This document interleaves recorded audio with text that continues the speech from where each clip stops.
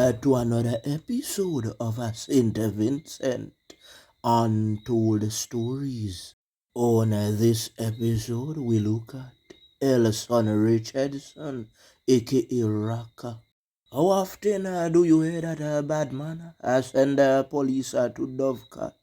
Remember that recently we did an episode with Jacket Dunbar and co-accused when they were found guilty of sending an officer and his brother to Dovecat. Well, Raka also met a similar fate. Big ups to all of my subscribers, and if you are new to the channel, hit the like button, the subscribe button, and hit the bell icon if you wish to see more videos like this one. It is alleged that Raka was hanging out at a restaurant when some bad men were breaking into cars. While Richardson was sitting in his car, one of the bad men approached him with a po-po, what we call an iron dog. Before we go further, let me just explain something briefly. When we do these videos on YouTube, the reason why we substitute words with words, it is because we can get into problems for calling some correct words. So when we say po-po, an iron dog, you know what we are talking about. The thing held in the hand that is used to send men to Dovecat. As an officer in the force, no matter how brave you are, several men approach you with a pow brandish. You are going to give up. You are not going to put up a resistance until you reach an area where you can find an escape plan, but you have to go with them. You see, the men had already broke into several cars, but greed took them over. They didn't want to give up. They could have just said, you know what, that is enough. But you see, they believe that meeting a live person inside a car would get them more valuables.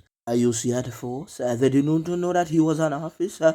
So the men put him inside the car and decided to take a long drive with him. Boy, they drove and they drove. They were trying to come up with a plan B and a plan C, but they were not so smart. You see, they know they had to come up with something quickly because they had already beaten the officer. And you see, the officer already knew that they broke into several cars. So if they let him go, they would be in serious problems. You see, it was like one of those Lifetime movies.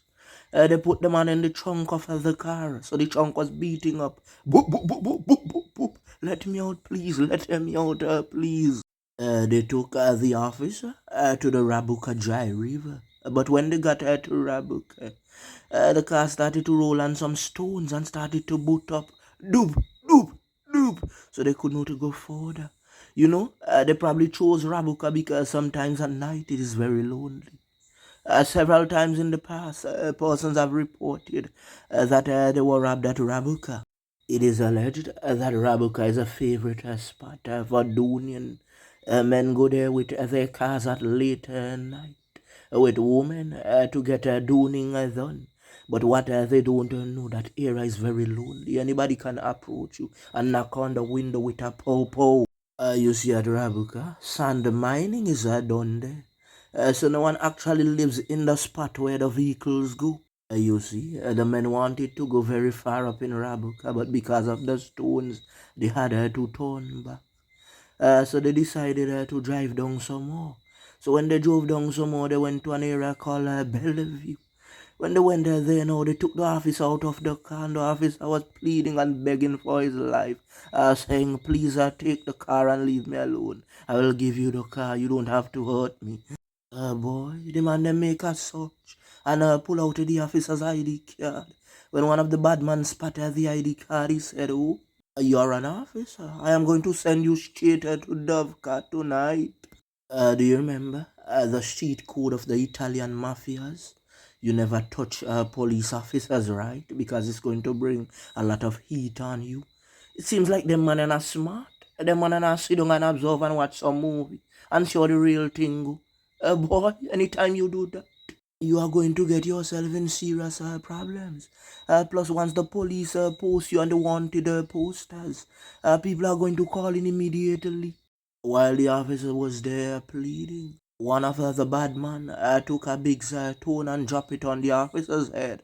You ever watched the video game Mortal Kombat? I saw the man them a deal with thing. One of the man say finish him. The man did what they have to do. They took an object and they tried to separate the officer's head from his shoulder. But it seems like they couldn't make it. So they decided to toss the officer over a bank at Bellevue. Yes, this happened back in 2004. It was the first time that an on-duty officer was sent to Dovecat in such a manner. You see the thing, right? The men had to get a getaway plan. So they left the office over the embankment and they decided to drive on because you see rain started to fall.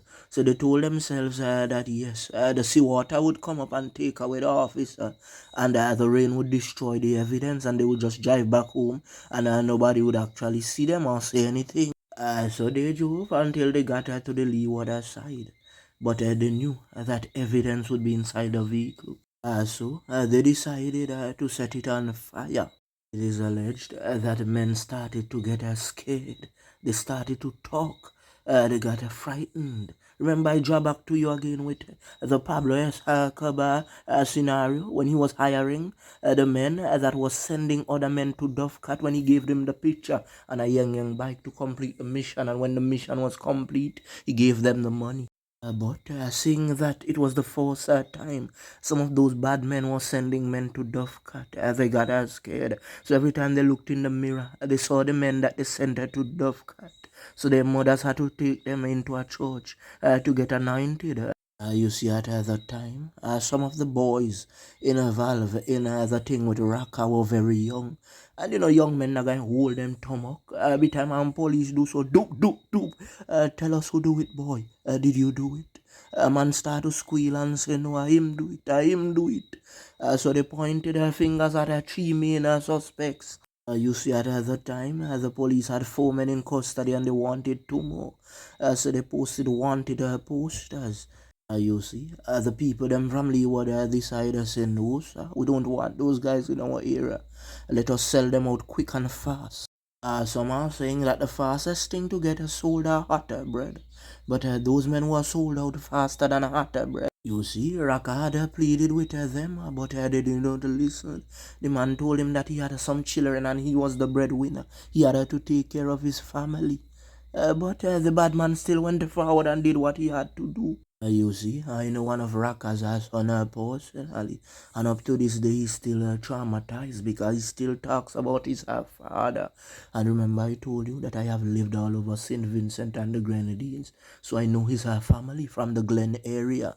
So the police took the men into custody, and in 2006 they found some of the men guilty. 2 were given life sentences and 1 was given a 5-year sentence. Both Sean Judge and Orlando Lampkin were given life sentences because those were the ones who played the major role, and another youth was given a 5-year sentence. The Dandola stories want to say condolences to the family of Raka, and that has sent the family into a different mood. It is also alleged that one of the men was sent to Dovecat, and just recently, another man that was involved in the thing years ago was charged for having in his possession some automatic pow. Boy, some men are not learning at all. As a bad man, there are certain street codes that you don't go against. When you see police officers, you try to leave them alone. Distance yourself from troubling them. Remember, I told you about the P0lice that used to interfere with them for a time. When the officers pass, some bubble jet and P0lice would often say, fire.